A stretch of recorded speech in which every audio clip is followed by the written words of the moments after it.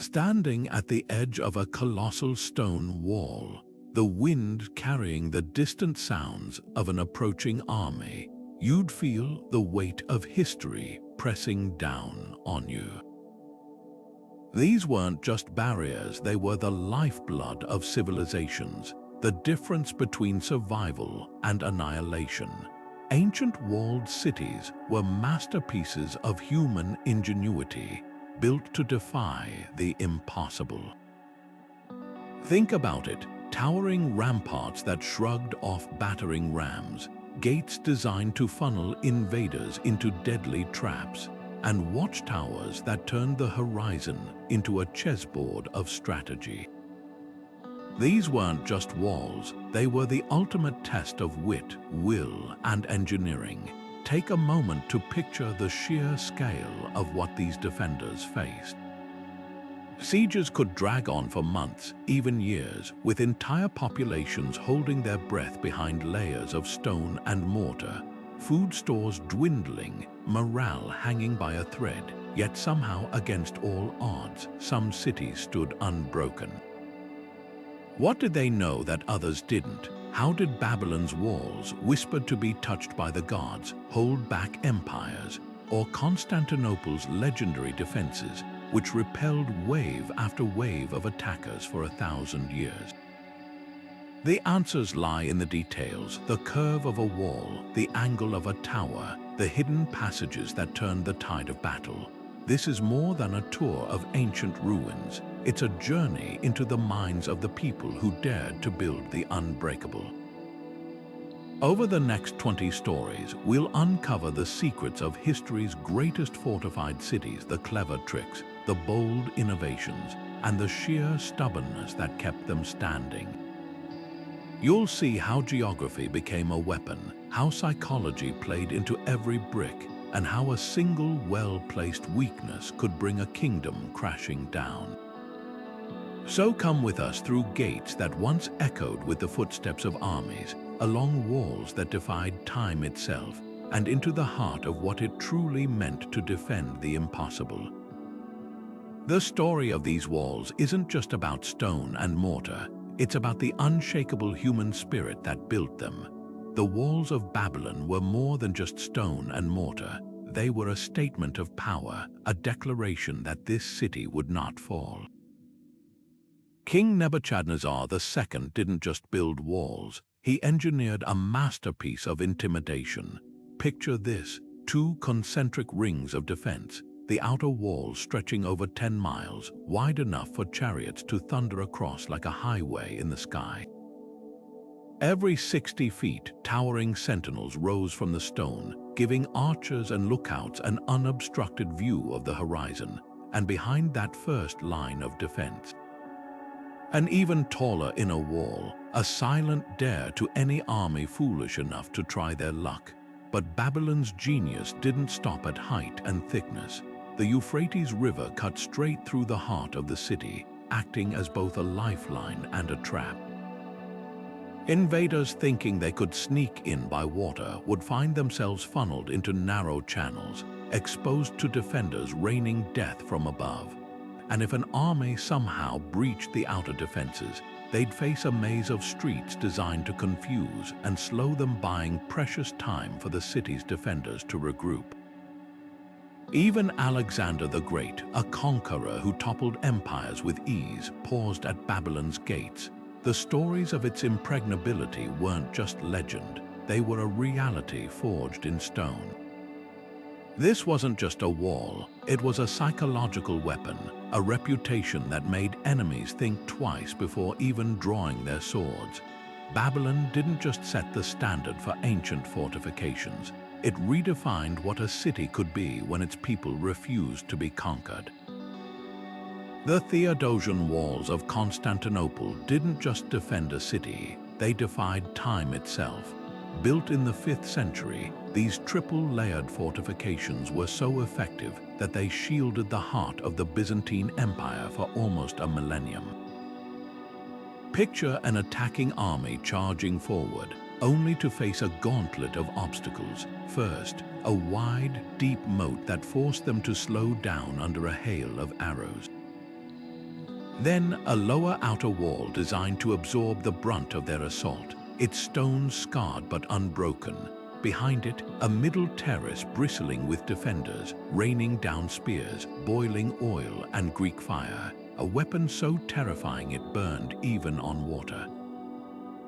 And finally, the massive inner wall, towering over 40 feet high, its sheer face mocking anyone who dared to climb.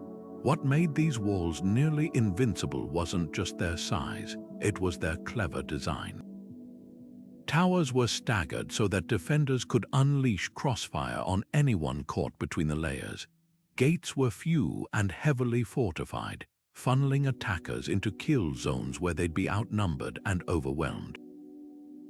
Even the landscape played its part. The walls stretched from the Sea of Marmara to the Golden Horn, making flanking maneuvers impossible without a fleet. For centuries, empires threw everything they had at Constantinople. Persians, Arabs, Bulgars, and each time, the Theodosian walls held firm. It took the rise of gunpowder and the Ottomans' colossal cannons to finally crack them open in 1453. But even then, the breach came only after weeks of relentless bombardment. These walls weren't just stone and mortar. They were a testament to human stubbornness, a declaration that some cities were meant to stand forever. The Great Wall of China wasn't just built, it evolved. Long before the Ming dynasty's iconic stones snaked across mountains, the Qin and Han rulers were already mastering the art of deterrence with earth and tamped gravel. This wasn't just a barrier, it was an early warning system stretching thousands of miles, turning the entire northern frontier into a giant game of cat and mouse with nomadic tribes. Imagine standing on one of those watchtowers, scanning the horizon as dust clouds signaled approaching raiders.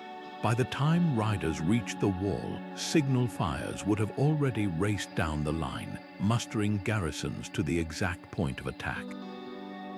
What made this early wall so effective wasn't just its length, it was how it manipulated space and time. Nomads relied on speed and surprise, but the wall forced them into predictable choke points. Raiders couldn't just scale anywhere, they had to target weak sections, giving defenders hours or even days to prepare, and those towering beacon towers. They didn't just send smoke signals, they functioned like an ancient internet, relaying coded messages across provinces in minutes. A single alert could mobilize cavalry from nearby forts, flanking attackers before they even breached the outer defenses. But the real genius lay in the wall's psychological impact. For nomadic tribes, seeing that unbroken line of fortifications wasn't just intimidating, it reshaped their entire way of war. Why risk a costly assault when you could trade instead? The Han dynasty even turned sections into toll gates, taxing Silk Road caravans to fund further construction. This was defense as economic strategy, a way to turn invaders into partners. Yet the wall was never invincible. Its true strength came from the men who patrolled it, the soldiers who endured freezing winds and isolation, knowing their vigilance meant safety for millions. When you trace your fingers along those ancient bricks today, you're not just touching stone. You're touching the stubborn will of empires that refused to be erased by the tides of history. Carthage didn't just build walls, it engineered defiance. Long before Rome reduced the city to ashes, its fortifications stood as a masterpiece of ancient military architecture, a labyrinth of stone and strategy that made even the most ambitious invaders think twice. Stretching over 23 miles, the walls of Carthage weren't merely long, they were layered with deadly ingenuity. Picture an approaching army, their confidence high, only to be halted by a deep, wide ditch dug just beyond bowshot of the main defenses. Crossing that trench under a storm of arrows would be brutal enough, but then they'd face the real challenge, towering walls studded with bastions, each one giving defenders overlapping fields of fire. And Carthage didn't stop at land defenses. Its legendary circular harbors, the lifeblood of its naval empire, were shielded by massive seawalls, turning what should have been a vulnerability into another killing ground. Enemy ships foolish enough to approach would find themselves funneled into narrow channels, exposed to fire from elevated platforms where Carthaginian archers and artillery waited. Even if attackers breached the outer harbors, they'd face a second, inner ring of defenses designed to trap and dismantle any invasion fleet piece by piece. Rome learned this the hard way. Scipio Africanus, the general who would eventually bring Carthage to its knees, didn't charge the walls head-on. He knew better. Instead, he starved the city, cutting off supply lines for years because direct assault was suicide. These walls weren't just barriers, they were a chessboard forcing enemies to play by Carthage rules. And for centuries they held, a testament to a civilization that refused to be outmatched, even by the rising might of Rome. The Acropolis of Athens didn't just dominate the skyline, it defied conquest. Rising nearly 500 feet above the city, this limestone citadel turned geography into an unbreakable shield. Attackers staring up at those sheer cliffs knew the brutal truth. There would be no frontal assault, no battering rams, no siege towers tall enough to breach its heights. Every step toward the summit was a death trap, with winding paths forcing invaders into narrow passes where a handful of defenders could hold off an army. But the real stroke of genius lay in the Propylaea, the monumental gateway that served as the Acropolis's only entrance. Far from a simple door, it was a masterclass in defensive architecture, a series of staggered gates and colonnades designed to break an assault into manageable pieces. Imagine Persian soldiers, flushed with victory after sacking Athens, charging up the sacred way only to find themselves squeezed into tight corridors, their numbers useless as Athenian hoplites picked them off from elevated positions. Every pillar, every turn was calculated to maximize chaos for attackers while giving defenders the upper hand. And when Xerxes' forces finally breached the gates in 480 BCE, they found a hollow victory. The Athenians had already evacuated, using the Acropolis's defenses to buy precious time for their navy to regroup at Salamis. Those towering walls weren't just physical barriers, they were a tactical delay, a way to turn the Persians' momentum against them. By the time the smoke cleared, the real blow would come not from the Acropolis's stones, but from the triremes that would soon annihilate Xerxes' fleet. This was defense as deception, a lesson that sometimes the strongest walls aren't just about holding ground, but about controlling the clock. What's often forgotten is how the Acropolis's defenses evolved beyond warfare. In peacetime, those same imposing walls became a canvas for civilization, framing temples like the Parthenon that proclaimed Athenian dominance through art rather than arms. The message was clear. This was a sanctuary so secure it could house the gods themselves. Even in ruins, the Acropolis still whispers its defiance, not just as a fortress, but as a symbol of how resilience can shape history. The Walls of Tyre didn't just defy invaders, they defied physics itself. Perched on an island half a mile offshore, this Phoenician stronghold turned its isolation into an unbreakable advantage. Imagine standing on the mainland, staring across the waves at those towering limestone walls gleaming in the sun. No siege engines could reach them, no battering rams could touch them. The sea itself was Tyre's first line of defense, swallowing projectiles whole before they ever struck stone. Even the greatest military mind of the ancient world, Alexander the Great, found himself staring at an impossible problem when he arrived in 332 BCE.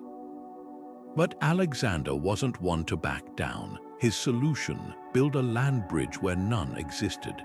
For months, his army labored under constant arrow fire, dumping stones and timber into the Mediterranean to create a half-mile causeway. It was a staggering feat of engineering and desperation. Yet even as the mole inched closer, Tyre's defenders adapted.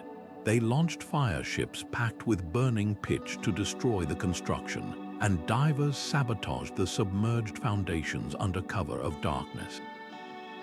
Every inch of progress cost Alexander dearly. Inside those walls, the Tyrians fought with a creativity to match their fortifications. They built rotating platforms to hurl boulders at multiple angles, keeping the Macedonians guessing. Their naval superiority allowed them to resupply by sea even as the noose tightened. When Alexander finally breached the walls after 7 grueling months, it wasn't just a victory, it was a testament to how far an empire would go to break a city that refused to kneel. What made Tyre truly remarkable wasn't just its defenses, but its defiance. This wasn't some remote fortress. It was a bustling trade hub that had thrived for centuries by outthinking its enemies. Its walls were more than stone, they were a mindset, a refusal to accept the inevitable. Even in defeat, Tyre left its mark on history. Alexander's causeway still exists today, permanently altering the coastline as a silent monument to the lengths men will go to conquer the unconquerable. Rome's Aurelian walls were born from desperation, a crumbling empire's last defiant stand. By the 3rd century, the once invincible legions could no longer keep barbarian hordes beyond the Alps, so Emperor Aurelian made a radical decision. If Rome couldn't expand, it would retreat behind the mightiest fortifications the ancient world had ever seen. 12 miles of towering red brick and concrete snaked through the city, swallowing entire neighborhoods into its protective embrace. Unlike earlier walls built for prestige, these were purely functional, a grim acknowledgement that Rome's glory days now needed literal armor.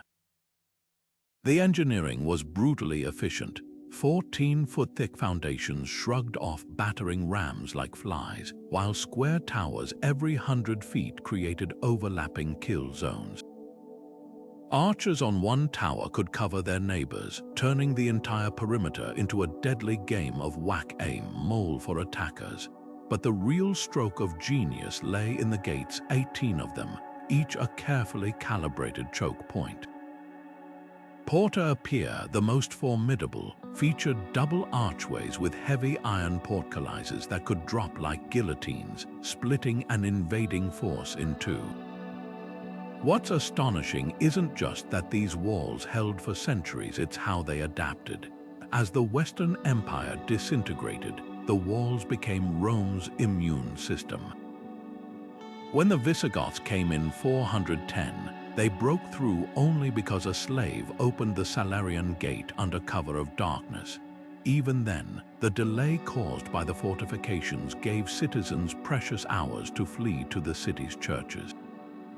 Later, Byzantine generals would reinforce key sections with higher battlements, proving these walls were more than static relics.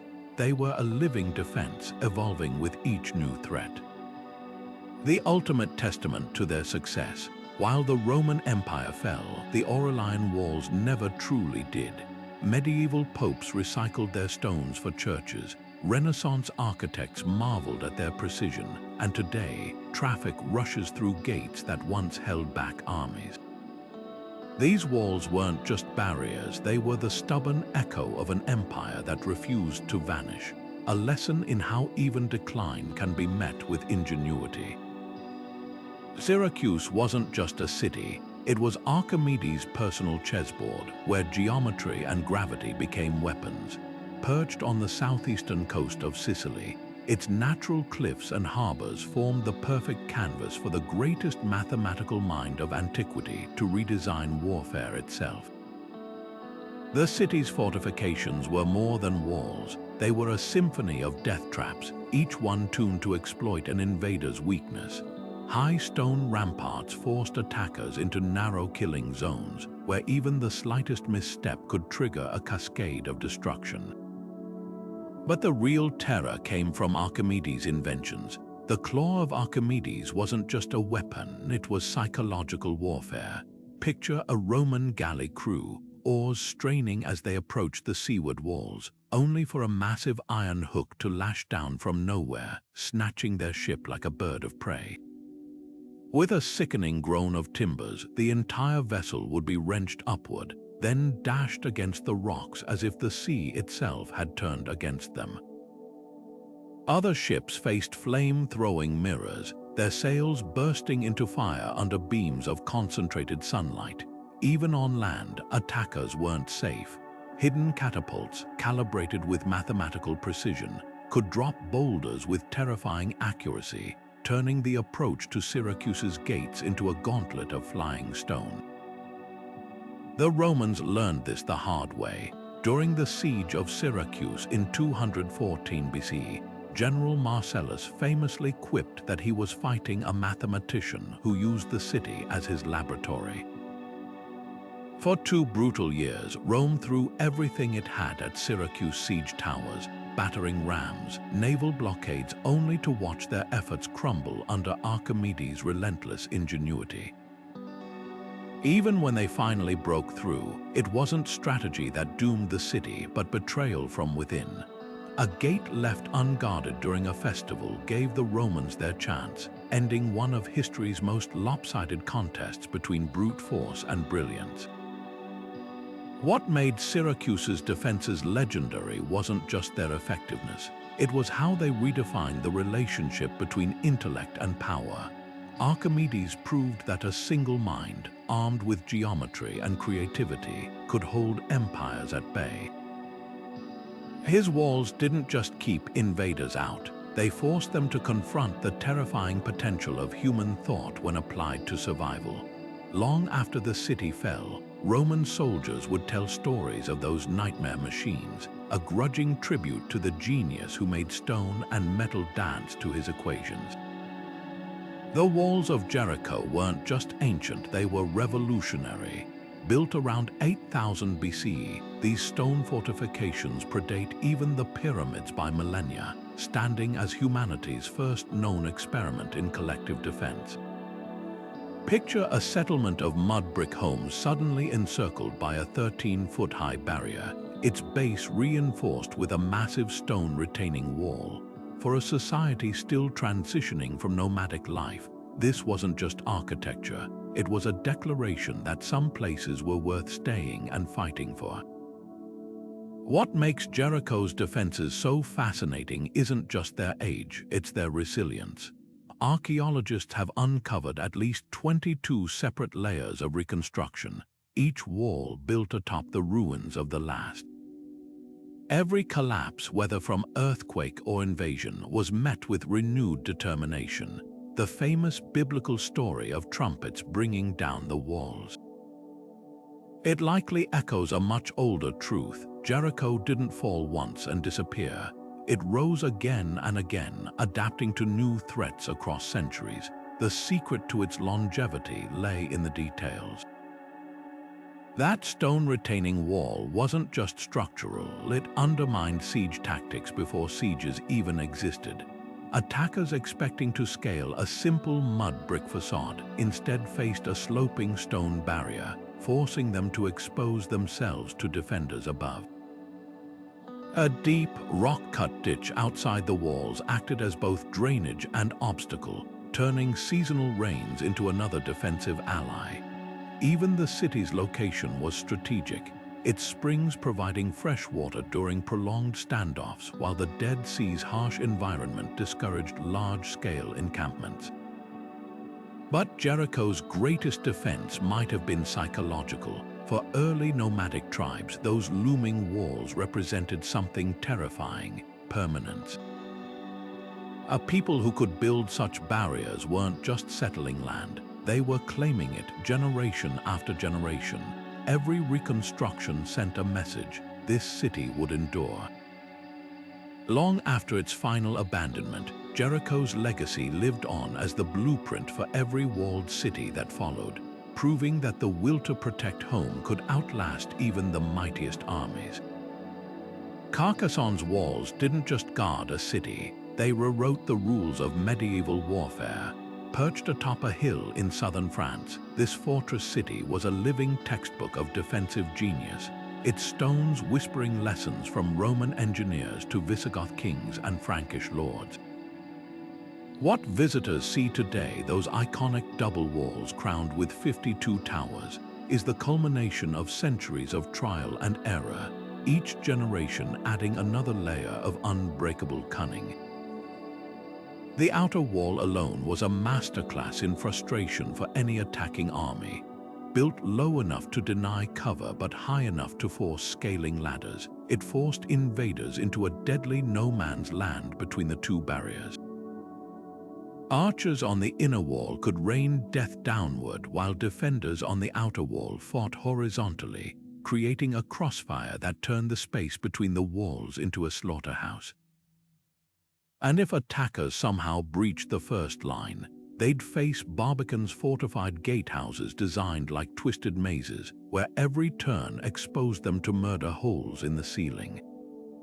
Boiling oil, arrows, even quicklime would pour down on men packed shoulder to shoulder, their formations crumbling in the chaos, but Carcassonne's real brilliance lay in its adaptability. The Romans started it with classic square towers, but medieval architects upgraded to rounded ones that deflected cannon shots centuries before gunpowder arrived. Walkways along the ramparts allowed reinforcements to rush to hotspots, while underground cisterns ensured the city could outlast any siege. Even the gates were psychological weapons, their heavy oak studded with iron, but their arches carved with delicate sculptures as if to mock the brutishness of those who dared attack. This wasn't just a stronghold, it was a statement. When the Pope's Crusaders laid siege in 1209, they didn't storm the walls. They starved the city out over months, knowing direct assault was futile.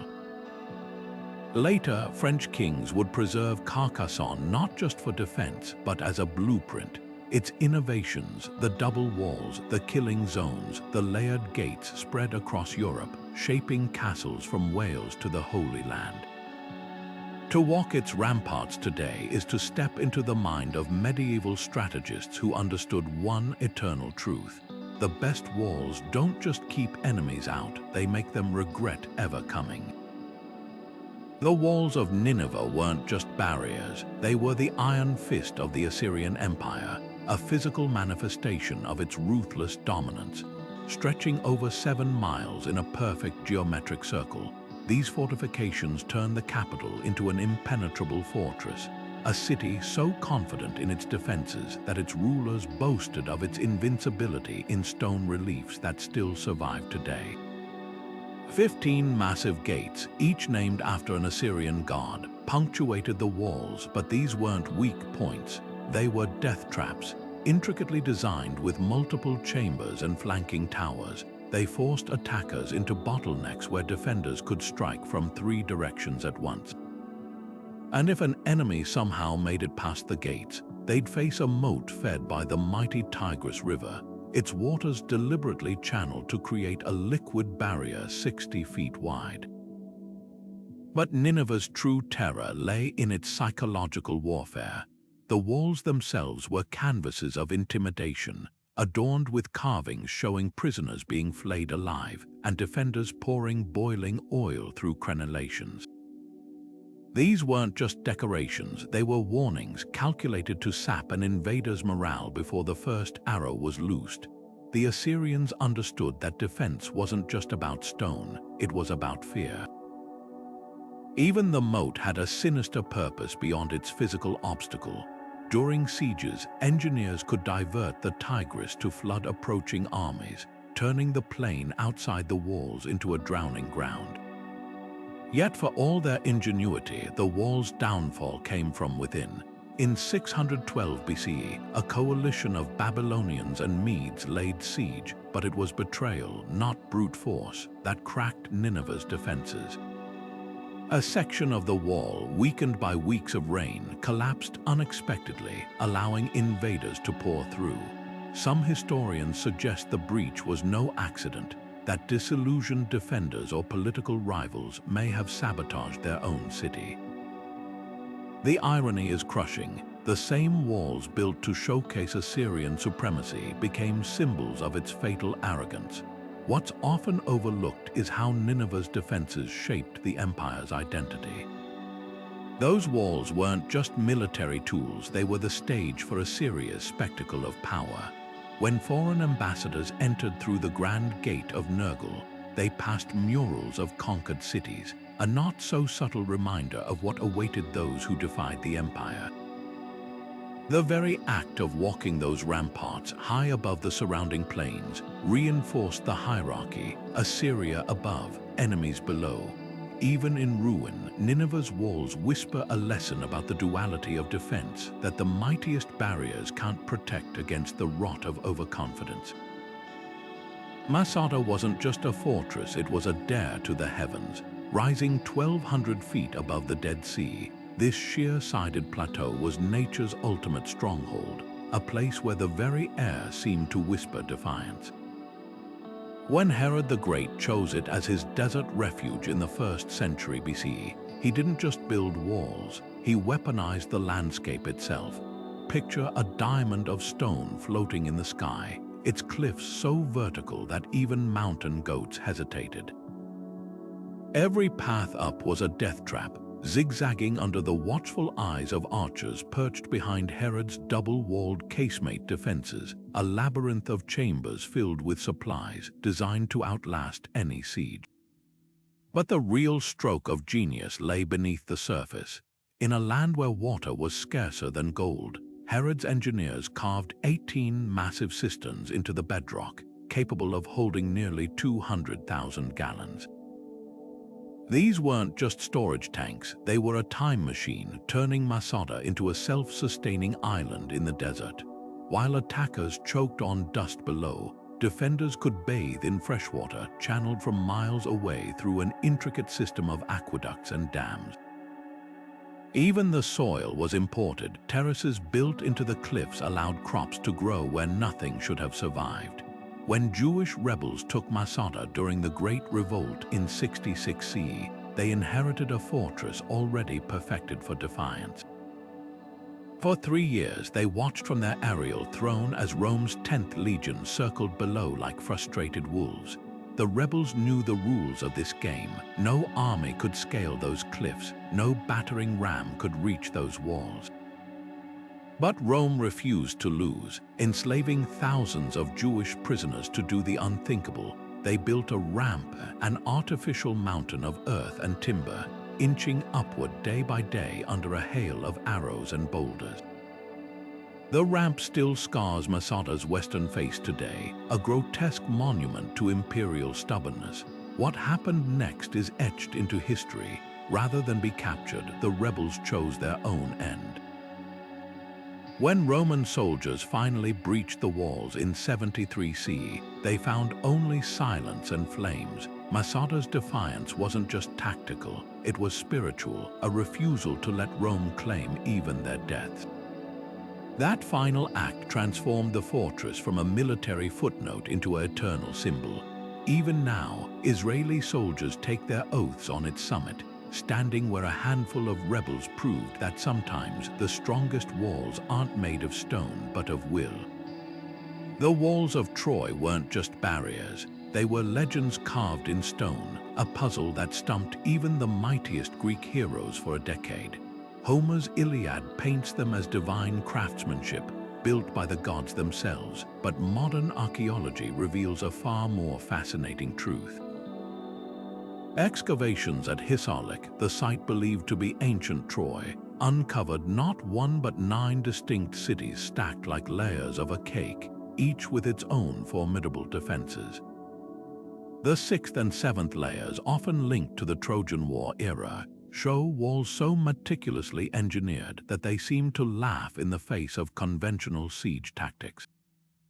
Picture the Greek forces camped on the beach, staring up at those sloping stone ramparts, the lower sections angled outward, forcing attackers to climb while exposed to arrows and spears from above. Towers positioned at strategic intervals created overlapping fields of fire, turning every approach into a death trap. Even the famous Scaean Gate, where Hector faced Achilles, wasn't just a dramatic backdrop, it was a bottleneck designed to neutralize the Greeks' numerical advantage. No wonder Agamemnon's army, for all its warriors, resorted to starvation and subterfuge, but Troy's real genius lay in its adaptability. Each time the city was destroyed, whether by earthquake or invasion, it rose again, its walls growing thicker, its designs smarter. The later layers feature casemate walls, hollow compartments filled with rubble to absorb the impact of battering rams. Some sections even show evidence of reinforced timber frames, a primitive but effective form of earthquake proofing. This wasn't just a city that knew how to defend itself, it was a city that learned from every defeat. The irony, of course, is that these walls, so unbreakable by force, fell to a roost. The Trojan horse wasn't just a clever trick, it was an admission. After 10 years of futility, the Greeks understood that Troy's physical defenses were impregnable. Their only way in was through the minds of the defenders, exploiting the one weakness no wall could ever fully shield: human nature. Even Homer hints at this duality, his verses weaving together the grandeur of Troy's ramparts with the fatal pride of those who stood behind them.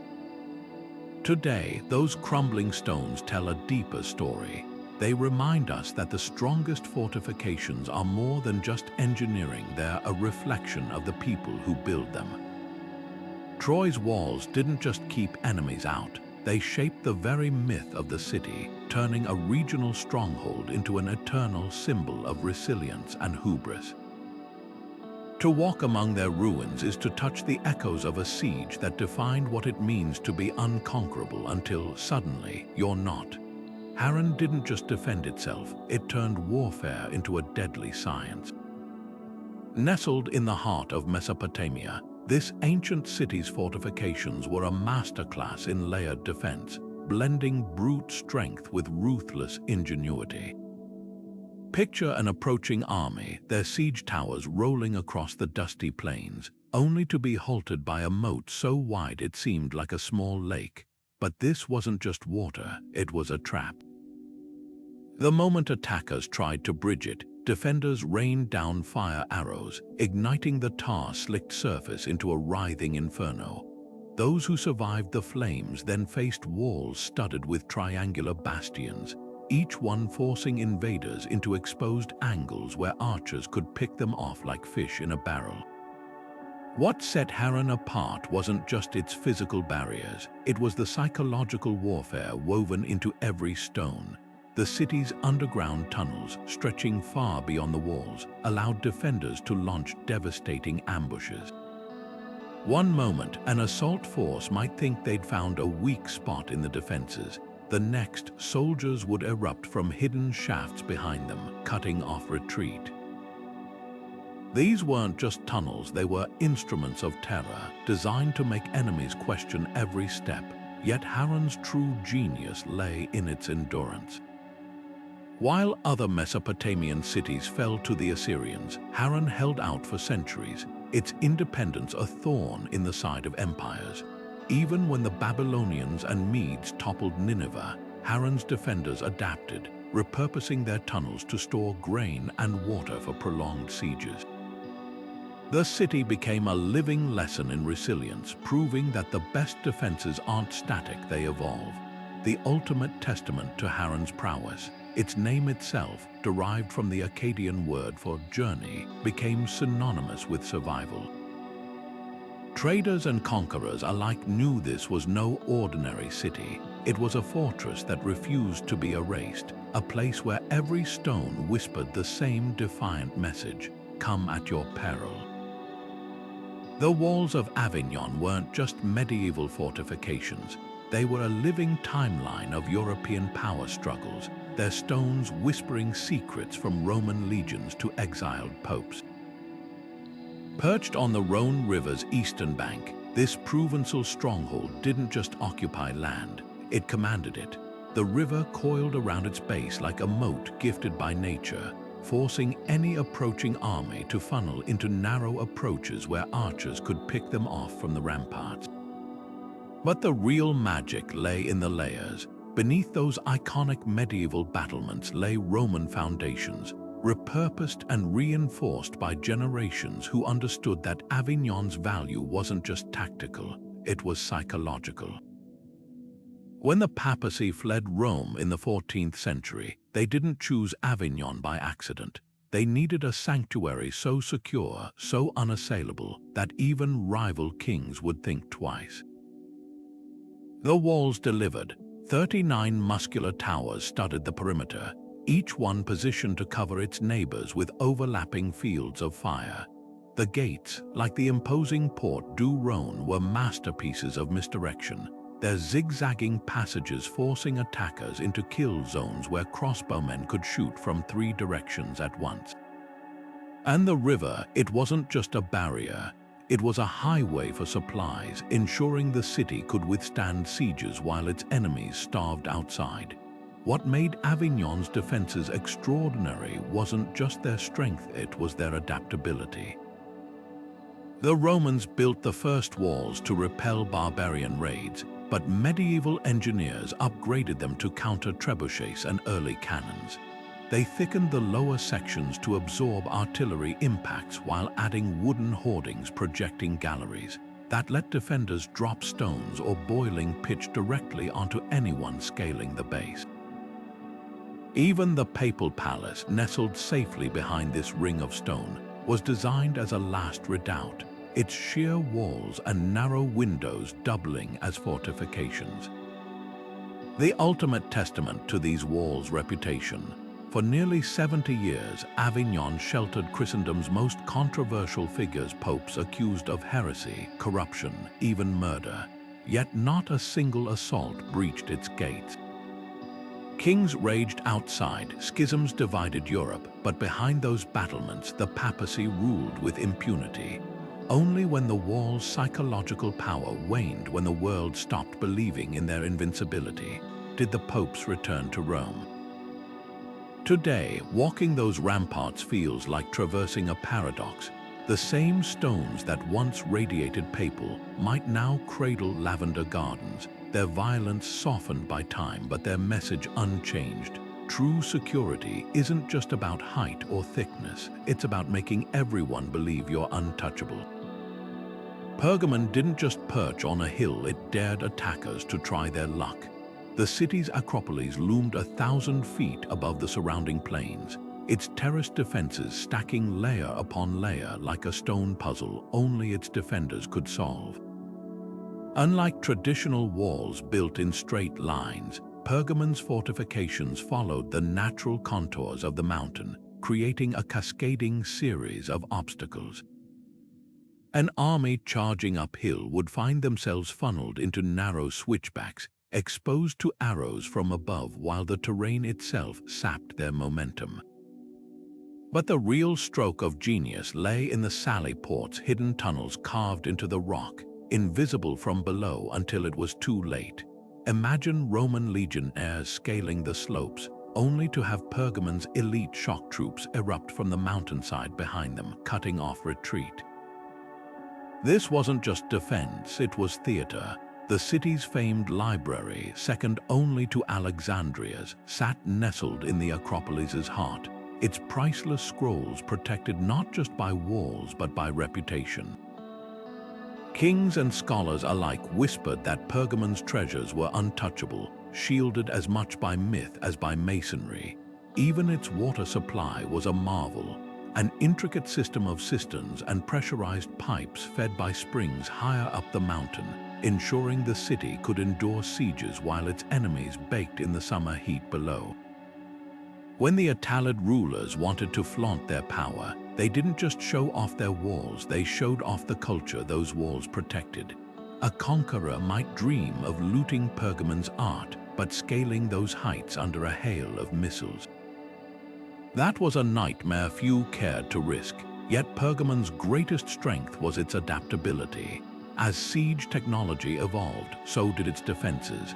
The lower terraces were reinforced with sloping, glacis-angled stone faces that caused battering rams to skid harmlessly aside. Towers were positioned not just for visibility, but to create interlocking fields of fire where defenders could rain down projectiles from multiple angles. Even the famed altar of Zeus, with its sweeping staircase, doubled as a defensive feature. Its steps were deliberately uneven, forcing attackers to break stride while defenders picked them off from above.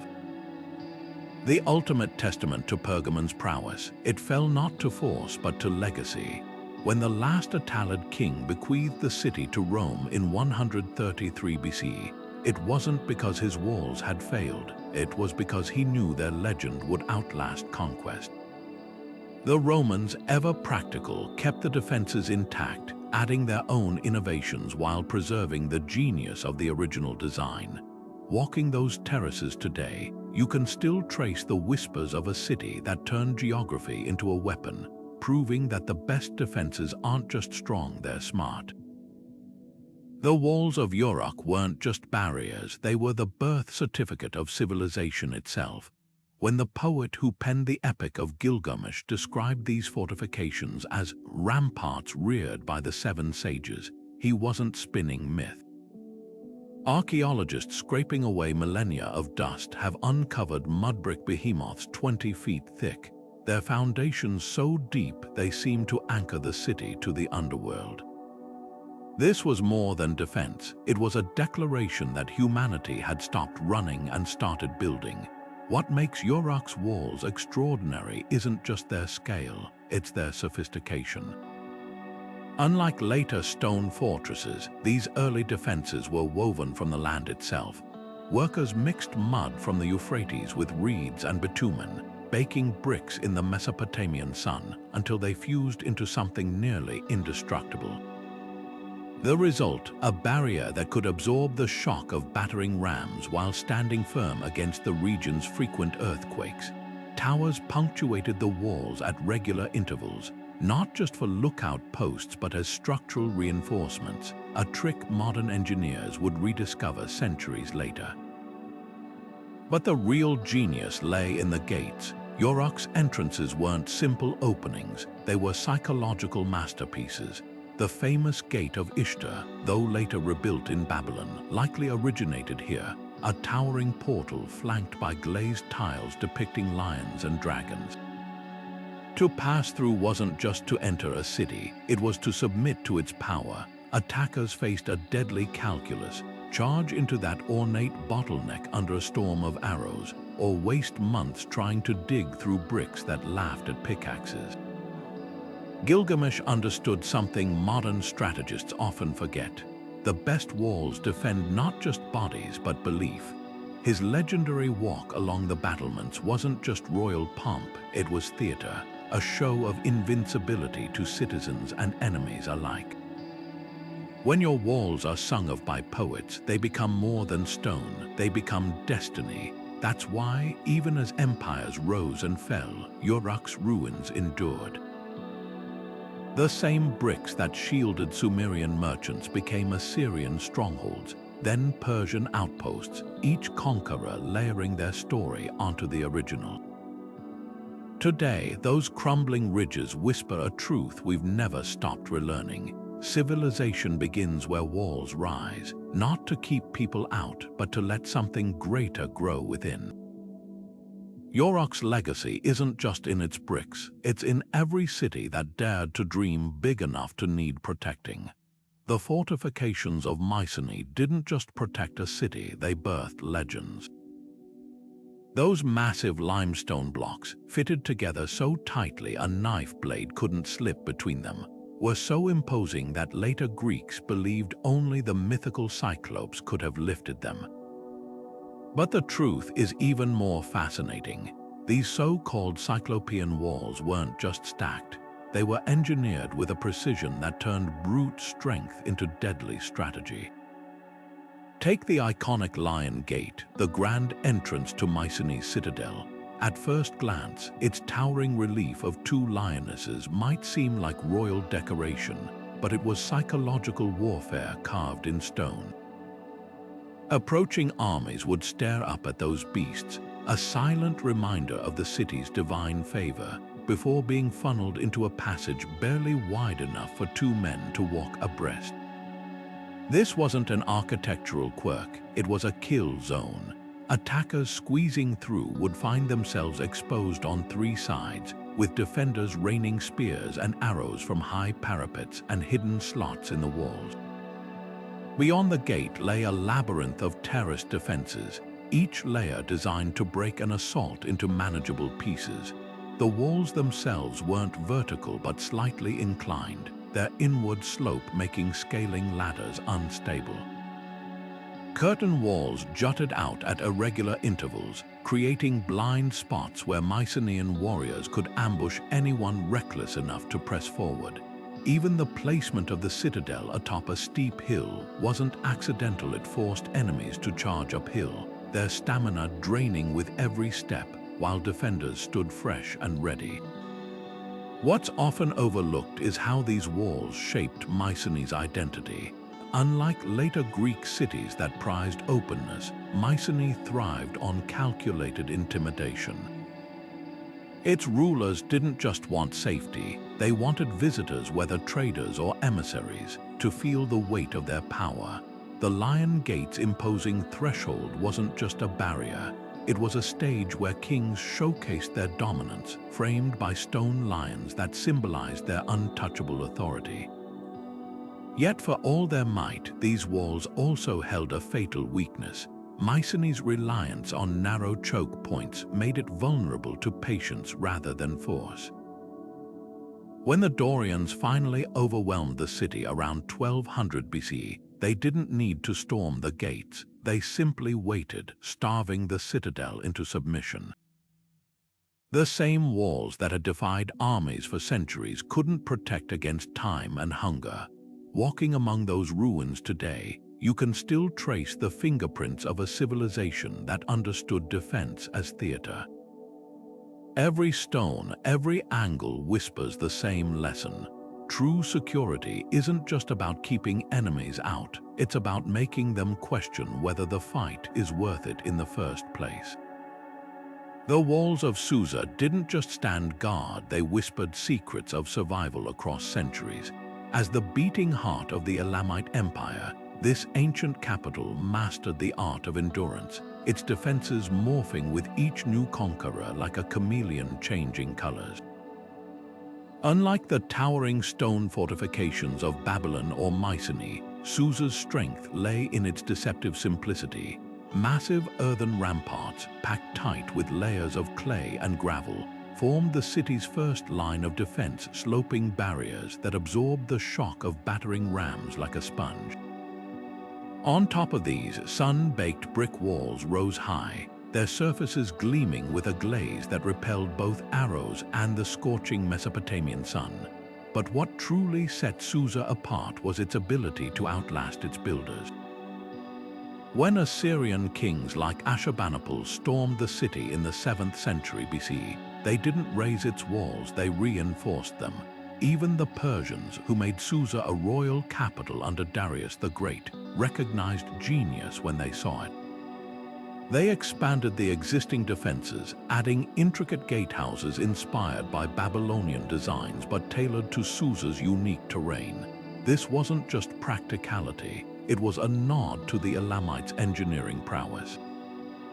The same ramparts that had once resisted Assyria now shielded Persian kings, their layered history etched into every brick, the secret to Susa's adaptability.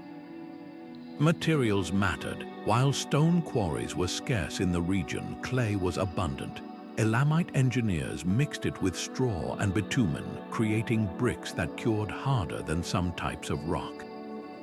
These weren't just stacked, they were interlocked in zigzag patterns, distributing weight and resisting seismic shocks that would topple rigid stone walls. And when sections were damaged, repairs were swift.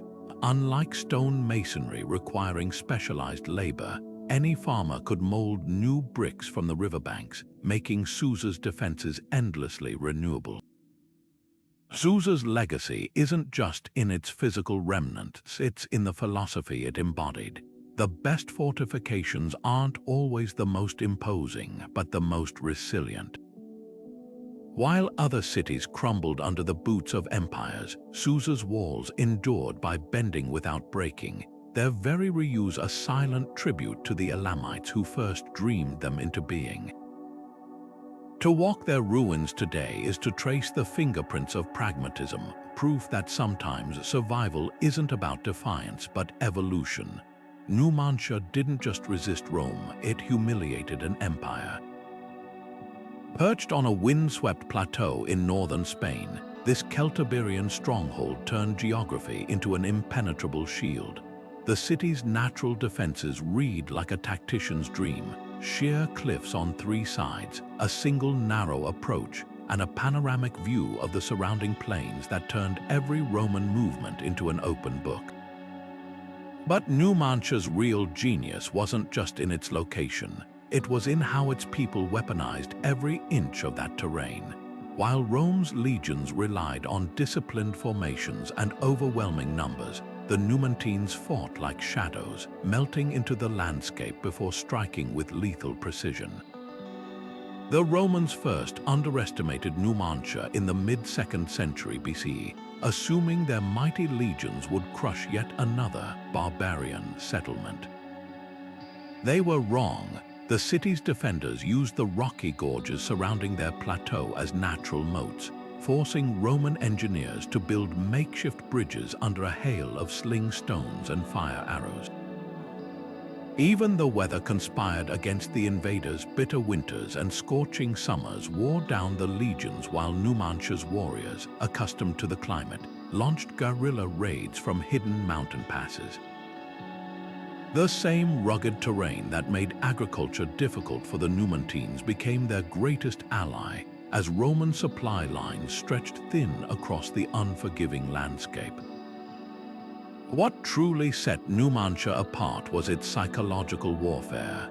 The city's defiance became legendary across Iberia, inspiring other tribes to resist. When the Roman general Quintus Pompeius laid siege in 141 BC, his troops outnumbered the Numantines 10-1. Yet after months of stalemate, he was forced to offer a humiliating peace treaty. The Senate in Rome, furious at this embarrassment, sent their finest commanders one after another: Gaius Hostilius Mancinus, Marcus Aemilius Lepidus, even the famed Scipio Aemilianus. Each failed until Scipio adopted a strategy as brutal as it was effective: a total encirclement.